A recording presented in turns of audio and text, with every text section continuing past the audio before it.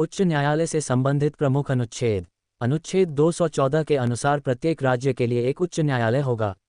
अनुच्छेद 215 के अनुसार प्रत्येक उच्च न्यायालय अभिलेख न्यायालय कोर्ट ऑफ रिकॉर्ड होगा।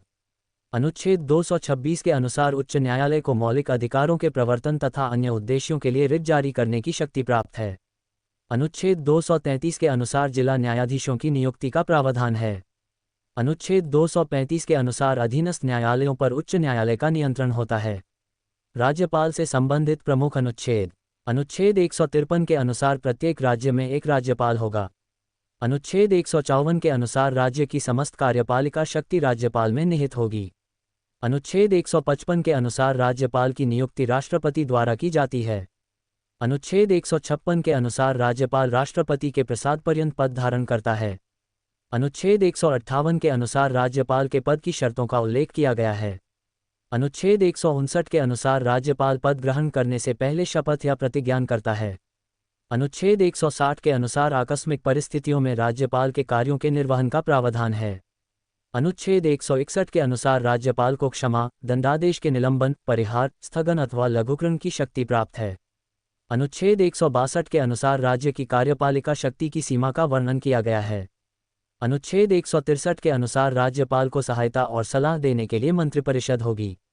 अनुच्छेद 164 के अनुसार मुख्यमंत्री की नियुक्ति राज्यपाल करता है तथा अन्य मंत्रियों की नियुक्ति मुख्यमंत्री की सलाह पर करता है। इसी अनुच्छेद में मंत्रियों के कार्यकाल, वेतन तथा अन्य प्रावधानों का भी उल्लेख है। मूल कर्तव्य। 42वें संविधान संशोधन अधिनियम 1976 द्वारा भारतीय संविधान में मूल कर्तव्य जोड़े गए। ये मूल कर्तव्य सरदार स्वर्ण सिंह समिति 1976 की सिफारिशों के आधार पर जोड़े गए। अनुच्छेद 51A में मूल कर्तव्यों का उल्लेख किया गया है। प्रारंभ में संविधान में 10 मूल कर्तव्य थे। 86वें संविधान संशोधन अधिनियम 2002 द्वारा 11वां मूल कर्तव्य जोड़ा गया और वर्तमान में कुल 11 मूल कर्तव्य हैं। भारत के प्रमुख कृषि अनुसंधान केंद्र। केंद्रीय द्वीप कृषि अनुसंधान संस्थान पोर्ट ब्लेयर में स्थित है। भारतीय दलहन अनुसंधान संस्थान कानपुर में स्थित है। केंद्रीय शुष्क क्षेत्र अनुसंधान संस्थान जोधपुर में स्थित है। भारतीय कंद अनुसंधान संस्थान तिरुवनंतपुरम में स्थित है। केंद्रीय पक्षी अनुसंधान संस्थान इज्जतनगर में स्थित है। केंद्रीय रेशा फसल अनुसंधान संस्थान बैरकपुर में स्थित है। केंद्रीय तंबाकू अनुसंधान संस्थान राजमुंद्री में स्थित है। केंद्रीय बकरी अनुसंधान संस्थान मखदूम में स्थित है। भारतीय बागवानी अनुसंधान संस्थान बेंगलुरु में स्थित है। केंद्रीय कृषि अभियांत्रिकी संस्थान भोपाल में स्थित है। केंद्रीय कपास अनुसंधान संस्थान नागपुर में स्थित है। केंद्रीय मत्स्य प्रौद्योगिकी संस्थान कोची में स्थित है। केंद्रीय समुद्री मत्स्य अनुसंधान संस्थान कोची में स्थित है। केंद्रीय आलू अनुसंधान संस्थान शिमला में स्थित है। भारतीय मृदा विज्ञान संस्थान भोपाल में स्थित है। जंतुओं से संबंधित महत्वपूर्ण तथ्य। स्तनधारी जंतुओं को 3 उपवर्गों में बांटा जाता है। प्रोटोथियरिया अंडे देने वाले स्तनधारी हैं जिनके प्रमुख उदाहरण एकिडना और प्लैटोपस हैं। मेटिथियरिया अपरिपक्व शिशुओं को जन्म देते हैं जो मार्सुपियम नामक थैली में विकसित होते हैं और कंगारू इसका प्रमुख उदाहरण है। यूथियरिया पूर्ण विकसित शिशुओं को जन्म देते हैं और मनुष्य इसका प्रमुख उदाहरण है। स्तनधारियों में बकरी का रक्त तापमान सबसे अधिक लगभग 39 डिग्री सेल्सियस होता है। डक बिल्ड प्लैटोपस अंडे देने वाला स्तनधारी होने के साथ एकमात्र विषैला स्तनधारी भी माना जाता है। जंतु वर्ग और उनके हृदय में चैम्बर। सरीसृप वर्ग में सामान्यतः 3 कक्षीय हृदय होता है, जबकि मगरमच्छ इसका अपवाद है और उसमें 4 कक्षीय हृदय होता है। मत्स्य वर्ग में 2 कक्षीय हृदय होता है। पक्षी वर्ग में 4 कक्षीय हृदय होता है। स्तनधारी वर्ग में 4 कक्षीय हृदय होता है। उभयचर वर्ग में 3 कक्षीय हृदय होता है। जीव विज्ञान में कोशिका से संबंधित महत्वपूर्ण तथ्य। राइबोसोम की खोज जॉर्ज एमिल पलाडे ने की थी और इसे कोशिका की प्रोटीन की फैक्ट्री कहा जाता है। कोशिका का सबसे छोटा कोशिकांग राइबोसोम है। कोशिका का पावर हाउस माइटोकॉन्ड्रिया को कहा जाता है। लाइसोसोम को कोशिका की आत्मघाती थैली सुसाइड बैग कहा जाता है। केंद्रक की खोज रॉबर्ट ब्राउन ने की थी। डीएनए की खोज फ्रेडरिक मीशर ने की थी। डीएनए का डबल हीलिक्स मॉडल 1953 में जेम्स वॉटसन और फ्रांसिस क्रिक ने प्रस्तुत किया था। अर्थव्यवस्था की महत्वपूर्ण शब्दावली। राजकोषीय घाटा फिस्कल डेफिसिट वह स्थिति है जब सरकार की कुल प्राप्तियों की तुलना में ऋण को छोड़कर कुल व्यय अधिक होता है। बजटीय घाटा बजटरी डेफिसिट वह स्थिति है जब कुल प्राप्तियों की तुलना में कुल व्यय अधिक होता है। राजस्व घाटा रेवेन्यू डेफिसिट वह स्थिति है जब राजस्व प्राप्तियों की तुलना में राजस्व व्यय अधिक होता है। प्राथमिक घाटा प्राइमरी डेफिसिट वह स्थिति है जब राजकोषीय घाटे में से ब्याज भुगतान घटाने के बाद शेष घाटा प्राप्त होता है। प्रमुख संविधान संशोधन 80वां संविधान संशोधन अधिनियम 2000 में लागू किया गया और इसके द्वारा केंद्र तथा राज्यों के बीच करों के बंटवारे के लिए वैकल्पिक योजना लागू की गई। 85वां संविधान संशोधन अधिनियम 2001 में लागू किया गया और इसके द्वारा अनुसूचित जाति तथा अनुसूचित जनजाति के कर्मचारियों को पदोन्नति में वरिष्ठता का लाभ प्रदान किया गया। 86वां संविधान संशोधन अधिनियम 2002 में लागू किया गया।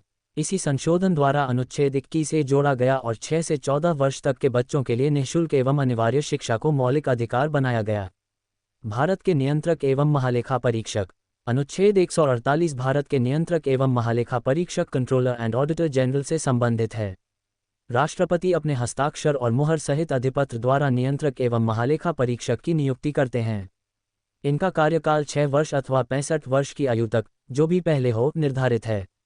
इन्हें पद से हटाने की प्रक्रिया उच्चतम न्यायालय के न्यायाधीश के समान होती है। इनका मुख्य कार्य संघ और राज्यों तथा उनके अधीन सभी प्राधिकरणों के प्राप्तियों और व्यय का लेखा परीक्षण करना है। महत्वपूर्ण संविधान संशोधन 97वां संविधान संशोधन अधिनियम 2012 में लागू किया गया। इसी संशोधन द्वारा सहकारी समितियों को संवैधानिक दर्जा प्रदान किया गया। इसी संशोधन द्वारा संविधान में भाग 9 भी जोड़ा गया। इसी संशोधन द्वारा अनुच्छेद 19 में अनुच्छेद 19(1)(c) के अंतर्गत सहकारी समितियां बनाने का अधिकार जोड़ा गया। इसी संशोधन द्वारा राज्य के नीति निदेशक तत्वों में अनुच्छेद 43 भी जोड़ा गया। 99वां संविधान संशोधन अधिनियम 2014 में नेशनल जुडिशियल अपॉइंटमेंट्स कमीशन अर्थात NJAC की स्थापना का प्रावधान किया गया। बाद में उच्चतम न्यायालय ने इसे असंवैधानिक घोषित कर कलीजियम सिस्टम को पुनः बहाल कर दिया। 100वां संविधान संशोधन अधिनियम 2015 में भारत और बांग्लादेश के बीच भूमि सीमा समझौते को लागू किया गया। इसी संशोधन द्वारा 1974 के भूमि सीमा समझौते के अनुसार दोनों देशों के बीच विवादित क्षेत्रों का आदान प्रदान किया गया। ये भारतीय संविधान का पहला संशोधन था जो किसी विदेशी देश के साथ भूमि के आदान प्रदान से संबंधित था।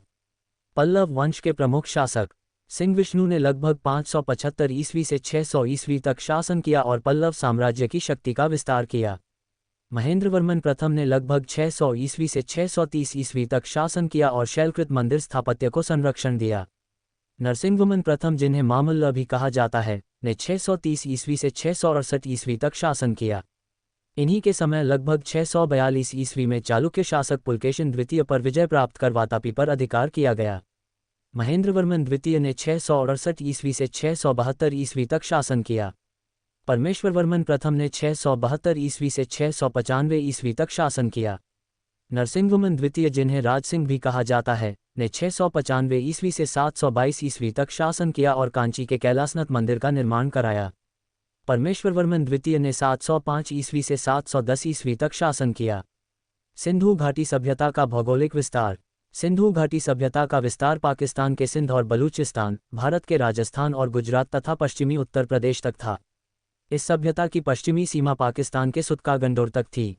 पूर्वी सीमा पश्चिमी उत्तर प्रदेश के आलमगीरपुर तक थी।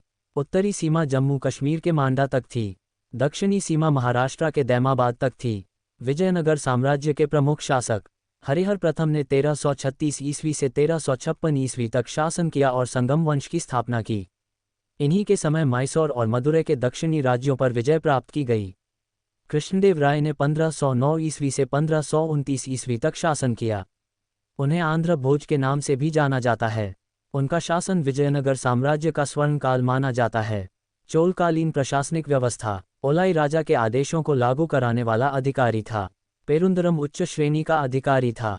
सिरुत्तरम निम्न श्रेणी का अधिकारी था। वाइल केल्वी राजा के निकट रहने वाला निजी सचिव होता था। नाडूर नाडुओं का प्रमुख अधिकारी था। नाडू ग्रामों का समूह था और नाडू परिषद स्थानीय प्रशासन का संचालन करती थी। नाडुविटिन कृषि से संबंधित अधिकारी था। वारियम ग्राम प्रशासन को संचालित करने वाली विभिन्न समितियां थीं। कुषाण साम्राज्य के प्रमुख शासक कुजुल कटफिसिस ने लगभग 30 ईस्वी से 80 ईस्वी तक शासन किया। उन्हें कुषाण साम्राज्य का संस्थापक माना जाता है। उन्होंने भारत में कुषाण साम्राज्य की नींव रखी।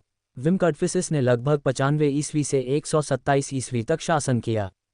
रबातक अभिलेख के अनुसार वे कुजुल कटफिसिस के पुत्र थे। कनिष्क ने लगभग 127 ईस्वी से 150 ईस्वी तक शासन किया और वे सबसे प्रसिद्ध कुषाण शासक थे। उनके समय 78 ईस्वी से प्रारंभ शक संवत का व्यापक प्रयोग हुआ, जिसे आज भारत सरकार राष्ट्रीय पंचांग के रूप में अपनाती है। कनिष्क के समय पुरुषपुर और मथुरा कुषाण साम्राज्य की दो प्रमुख राजधानियां थीं। परिसीमन आयोग डिलिमिटेशन कमीशन की नियुक्ति भारत के राष्ट्रपति द्वारा की जाती है। इसका कार्य पूरे देश में निर्वाचन क्षेत्रों की सीमाओं का निर्धारण करना है। परिसीमन आयोग भारत के चुनाव आयोग के साथ मिलकर कार्य करता है। परिसीमन आयोग में उच्चतम न्यायालय के एक सेवानिवृत्त न्यायाधीश अध्यक्ष होते हैं। मुख्य चुनाव आयुक्त इसके सदस्य होते हैं। संबंधित राज्यों के राज्य चुनाव आयुक्त भी इसके सदस्य होते हैं। परिसीमन आयोग के निर्णय को किसी भी न्यायालय में चुनौती नहीं दी जा सकती। अब तक भारत में परिसीमन आयोग का गठन 4 बार 1952, 1962, 1972 और 2002 में किया गया है। लोकसभा तथा राज्यसभा की संरचना। लोकसभा की अधिकतम सदस्य संख्या 550 निर्धारित की गई है। इनमें अधिकतम 530 सदस्य राज्यों का प्रतिनिधित्व करते हैं। अधिकतम 20 सदस्य केंद्र शासित प्रदेशों का प्रतिनिधित्व करते हैं। राज्यसभा की अधिकतम सदस्य संख्या 250 निर्धारित की गई है। इनमें 238 सदस्य राज्यों और केंद्र शासित प्रदेशों का प्रतिनिधित्व करते हैं। 12 सदस्यों को राष्ट्रपति साहित्य, विज्ञान, कला तथा समाज सेवा के क्षेत्र में विशेष ज्ञान या व्यावहारिक अनुभव के आधार पर मनोनीत करते हैं। लोक लेखा समिति। लोक लेखा समिति पब्लिक अकाउंट्स कमेटी या पैक संसद की सबसे पुरानी वित्तीय समिति है और इसकी स्थापना वर्ष 1921 में की गई थी। इस समिति में कुल 22 सदस्य होते हैं, जिनमें 15 सदस्य लोकसभा और 7 सदस्य राज्यसभा से चुने जाते हैं। समिति के सदस्यों का कार्यकाल 1 वर्ष का होता है। कोई मंत्री इस समिति का सदस्य नहीं बन सकता। समिति के अध्यक्ष की नियुक्ति लोकसभा अध्यक्ष द्वारा समिति के सदस्यों में से की जाती है। ये समिति भारत सरकार के विनियोग लेखों तथा नियंत्रक एवं महालेखा परीक्षक CAG की रिपोर्टों की जांच करती है। प्रधानमंत्री और राष्ट्रपति। अनुच्छेद 74 के अनुसार राष्ट्रपति को सहायता और सलाह देने के लिए प्रधानमंत्री की अध्यक्षता में मंत्रिपरिषद होगी। अनुच्छेद 75 के अनुसार प्रधानमंत्री की नियुक्ति राष्ट्रपति द्वारा की जाती है। अनुच्छेद 77 के अनुसार भारत सरकार के सभी कार्य राष्ट्रपति के नाम से किए जाते हैं। अनुच्छेद 78 के अनुसार प्रधानमंत्री का कर्तव्य है कि वह मंत्रिपरिषद के सभी निर्णयों से राष्ट्रपति को अवगत कराए तथा राष्ट्रपति द्वारा मांगी गई किसी भी जानकारी को उपलब्ध कराए। भारत के महान्यायवादी। अनुच्छेद 76 भारत के महान्यायवादी अटॉर्नी जनरल ऑफ इंडिया से संबंधित है। महान्यायवादी की नियुक्ति राष्ट्रपति द्वारा की जाती है। महान्यायवादी के कार्यकाल का संविधान में कोई निश्चित प्रावधान नहीं है। महान्यायवादी राष्ट्रपति के प्रसाद पर्यंत पद धारण करते हैं और राष्ट्रपति उन्हें किसी भी समय पद से हटा सकते हैं। महान्यायवादी भारत सरकार के सर्वोच्च विधि अधिकारी होते हैं। उनका प्रमुख कार्य भारत सरकार को विधिक मामलों में सलाह देना तथा राष्ट्रपति द्वारा सौंपे गए विधिक दायित्वों का निर्वहन करना है। वे भारत सरकार की ओर से उच्चतम न्यायालय तथा अन्य न्यायालयों में उपस्थित होते हैं। सौरमंडल के महत्वपूर्ण तथ्य। शुक्र ग्रह पृथ्वी से दिखाई देने वाला सबसे चमकीला ग्रह है। शुक्र को पृथ्वी का जुड़वां ग्रह भी कहा जाता है। शुक्र अन्य ग्रहों की तुलना में विपरीत दिशा अर्थात पूर्व से पश्चिम की ओर घूर्णन करता है। सबसे अधिक उपग्रहों वाला ग्रह शनि है। सबसे बड़ा ग्रह बृहस्पति है। सबसे छोटा ग्रह बुध है। सबसे लंबा दिन वाला ग्रह शुक्र है और इसका एक दिन लगभग 243 पृथ्वी दिनों के बराबर होता है। सबसे छोटा दिन वाला ग्रह बृहस्पति है और ये लगभग 9 घंटे 55 मिनट में अपना घूर्णन पूरा करता है। शुक्र को प्रातःकाल में भोर का तारा तथा सांय काल में संध्या का तारा भी कहा जाता है। पृथ्वी का सबसे निकटतम तारा प्रोक्सिमा सेंटोरी है। सौरमंडल का सबसे गर्म ग्रह शुक्र है और इसका औसत सतही तापमान लगभग 462 डिग्री सेल्सियस है। सौरमंडल का सबसे ठंडा ग्रह अरुण यूरेनस है और इसका न्यूनतम तापमान लगभग -216 डिग्री सेल्सियस दर्ज किया गया है। महत्वपूर्ण अंतर्राष्ट्रीय सीमा रेखाएं। 17वीं समानांतर रेखा दक्षिण वियतनाम और उत्तर वियतनाम के बीच सीमा रेखा थी। ये सीमा रेखा 1954 के जिनेवा समझौते के आधार पर निर्धारित की गई थी। बाद में वियतनाम के एकीकरण के साथ यह सीमा समाप्त हो गई। 20वीं समानांतर रेखा सूडान और लीबिया के बीच की सीमा को चिन्हित करती है। 22वीं समानांतर रेखा सूडान और मिस्र की सीमा के एक बड़े भाग को चिन्हित करती है। 25वीं समानांतर रेखा मॉरिटानिया और माली के बीच माली मॉरिटानिया सीमा के उत्तरी भाग को चिन्हित करती है। 31वीं समानांतर रेखा ईरान और इराक के बीच सीमा के साथ साथ अमेरिका के मिसिसिपी राज्य और अन्य राज्यों के बीच की कुछ सीमाओं को भी चिन्हित करती है। 38वीं समानांतर रेखा उत्तर कोरिया और दक्षिण कोरिया के बीच विसैन्यीकृत क्षेत्र के मध्य भाग का सीमांकन करती है। 49वीं समानांतर रेखा संयुक्त राज्य अमेरिका और कनाडा के बीच अलास्का को छोड़कर अधिकांश अंतर्राष्ट्रीय सीमा का निर्धारण करती है। डूरंड रेखा वर्ष 1893 में सर मॉर्टिमर डूरंड द्वारा ब्रिटिश भारत और अफगानिस्तान के बीच निर्धारित की गई थी। वर्तमान में अफगानिस्तान इस सीमा को औपचारिक रूप से स्वीकार नहीं करता है।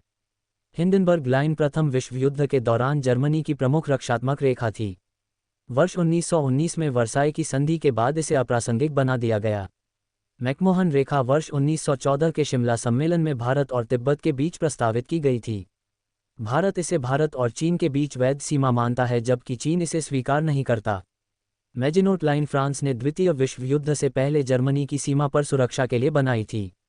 मैनरहाइम लाइन फिनलैंड ने द्वितीय विश्व युद्ध के दौरान सोवियत संघ के विरुद्ध रक्षा के लिए बनाई थी।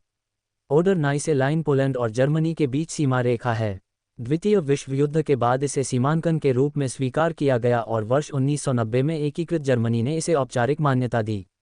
रेडक्लिफ लाइन वर्ष 1947 में भारत के विभाजन के समय भारत तथा पूर्वी और पश्चिमी पाकिस्तान के बीच सीमा निर्धारण के लिए खींची गई थी। वर्तमान में ये सीमा भारत, पाकिस्तान और बांग्लादेश से संबंधित है। सीगफ्राइड लाइन जर्मनी की पश्चिमी सीमा पर निर्मित रक्षात्मक रेखा थी। ये प्रथम विश्व युद्ध के बाद और द्वितीय विश्व युद्ध के समय विशेष रूप से प्रसिद्ध रही। ब्लू लाइन संयुक्त राष्ट्र द्वारा लेबनान और इजराइल के बीच सीमा सत्यापन के लिए निर्धारित रेखा है। ग्रीन लाइन, जिसे ग्रीन बफर जोन भी कहा जाता है, साइप्रस गणराज्य और तुर्की नियंत्रित उत्तरी साइप्रस के बीच संयुक्त राष्ट्र द्वारा स्थापित विसैन्यीकृत क्षेत्र है। वर्तमान ग्रीन बफर जोन वर्ष 1974 के तुर्की आक्रमण के बाद स्थापित किया गया। काला सागर, काला सागर 6 देशों के साथ सीमा साझा करता है। ये देश यूक्रेन, रूस, जॉर्जिया, तुर्की, बल्गेरिया और रोमानिया हैं। भारतीय इतिहास का महत्वपूर्ण घटनाक्रम। वर्ष 1911 में किंग जॉर्ज V भारत आए। इसी वर्ष भारत की राजधानी कलकत्ता से दिल्ली स्थानांतरित की गई। इसी वर्ष भारतीय राष्ट्रीय कांग्रेस के कलकत्ता अधिवेशन में जन गण मन पहली बार गाया गया। इसी वर्ष बमरौली से इलाहाबाद के लिए तथा विश्व की पहली हवाई डाक सेवा का आरंभ हुआ। वर्ष 1919 में गवर्नमेंट ऑफ इंडिया एक्ट 1919 द्वारा द्वैध शासन डाकी की शुरुआत हुई। इसी वर्ष रोलट एक्ट 1919 लागू किया गया। इसी वर्ष 13 अप्रैल 1919 को जलियांवाला बाग हत्याकांड हुआ। वर्ष 1920 में खिलाफत आंदोलन प्रारंभ हुआ। इसी वर्ष असहयोग आंदोलन की शुरुआत हुई। वर्ष 1922 में उत्तर प्रदेश के चौरी चौरा में चौरी चौरा कांड हुआ। इसी घटना के बाद असहयोग आंदोलन स्थगित कर दिया गया। वर्ष 1928 में साइमन कमीशन भारत आया। इसी वर्ष 17 नवंबर 1928 को लाला लाजपत राय का निधन हुआ। वर्ष 1929 में भारतीय राष्ट्रीय कांग्रेस के लाहौर अधिवेशन में पूर्ण स्वराज्य का संकल्प लिया गया। वर्ष 1930 में 12 मार्च 1930 को दांडी मार्च प्रारंभ हुआ। इसी वर्ष सविनय अवज्ञा आंदोलन सिविल डिसोबीडियंस मूवमेंट का आरंभ हुआ। वर्ष 1931 में 5 मार्च 1931 को गांधी अर्बन पैक्ट संपन्न हुआ। इसी वर्ष 23 मार्च 1931 को भगत सिंह, सुखदेव और राजगुरु को फांसी दी गई। वर्ष 1935 में गवर्नमेंट ऑफ इंडिया एक्ट 1935 पारित हुआ। वर्ष 1942 में 8 अगस्त 1942 को क्विट इंडिया रेजोल्यूशन पारित हुआ। 9 अगस्त 1942 से क्विट इंडिया मूवमेंट प्रारंभ हुआ। इसी वर्ष आज़ाद हिंद फौज इंडियन नेशनल आर्मी का संगठन हुआ। वर्ष 1942 में क्रिप्स मिशन भारत आया। वर्ष 1946 में कैबिनेट मिशन भारत आया। वर्ष 1947 में 15 अगस्त 1947 को भारत स्वतंत्र हुआ और भारत का विभाजन हुआ। वर्ष 1948 में 30 जनवरी 1948 को महात्मा गांधी की हत्या हुई। इसी वर्ष पाकिस्तान ने पहली बार भारत पर आक्रमण किया। वर्ष 1950 में 26 जनवरी 1950 को भारत गणराज्य बना। वर्ष 1951 में पहली पंचवर्षीय योजना प्रारंभ हुई। इसी वर्ष दिल्ली में प्रथम एशियाई खेल आयोजित हुए। वर्ष 1952 में भारत का पहला आम चुनाव हुआ। वर्ष 1954 में 29 अप्रैल 1954 को भारत और चीन के बीच पंचशील समझौते पर हस्ताक्षर हुए। वर्ष 1956 में भाषाई आधार पर भारतीय राज्यों का पुनर्गठन किया गया। वर्ष 1957 में मुद्रा घोटाले का खुलासा हुआ। वर्ष 1959 में नई दिल्ली में भारत की पहली टेलीविजन सेवा प्रारंभ हुई। वर्ष 1961 में गोवा पुर्तगाल से मुक्त हुआ। वर्ष 1962 में चीन ने भारत पर आक्रमण किया। वर्ष 1964 में जवाहरलाल नेहरू का निधन हुआ। वर्ष 1965 में भारत और पाकिस्तान के बीच युद्ध हुआ। वर्ष 1966 में लाल बहादुर शास्त्री का निधन हुआ। वर्ष 1969 में भारतीय राष्ट्रीय कांग्रेस का विभाजन हुआ। इसी वर्ष 14 बैंकों का राष्ट्रीयकरण किया गया। इसी वर्ष तारापुर में भारत के पहले वाणिज्यिक परमाणु ऊर्जा स्टेशन का संचालन प्रारंभ हुआ। वर्ष 1971 में भारत और पाकिस्तान के बीच युद्ध हुआ। वर्ष 1972 में शिमला समझौते पर भारत और पाकिस्तान ने हस्ताक्षर किए। वर्ष 1974 में राजस्थान के पोखरण में 18 मई 1974 को भारत का पहला परमाणु परीक्षण किया गया। वर्ष 1975 में भारत का पहला उपग्रह आर्यभट्ट अंतरिक्ष में भेजा गया। इसी वर्ष 25 जून 1975 को देश में आपातकाल घोषित किया गया। वर्ष 1977 में पहली बार केंद्र में गैर कांग्रेसी सरकार बनी। वर्ष 1980 में सत्ता में कांग्रेस की वापसी हुई। इसी वर्ष 6 और बैंकों का राष्ट्रीयकरण किया गया। वर्ष 1982 में भारत में रंगीन टेलीविजन सेवा प्रारंभ हुई। इसी वर्ष नई दिल्ली में 9वें एशियाई खेल आयोजित किए गए। भारतीय इतिहास का महत्वपूर्ण घटनाक्रम। वर्ष 1984 में श्रीमती इंदिरा गांधी की मृत्यु हुई। इसी वर्ष भारतीय सेना ने ऑपरेशन मेघदूत के माध्यम से सियाचिन ग्लेशियर पर पूर्ण नियंत्रण स्थापित किया। वर्ष 1991 में राजीव गांधी की मृत्यु हुई। इसी वर्ष भारत में आर्थिक उदारीकरण लिबरलाइजेशन का प्रारंभ हुआ। वर्ष 1992 में बाबरी मस्जिद का विध्वंस हुआ। इसी वर्ष भारत में पंचायती राज व्यवस्था का शुभारंभ हुआ। वर्ष 1995 में इंटरनेट का भारत में प्रवेश हुआ।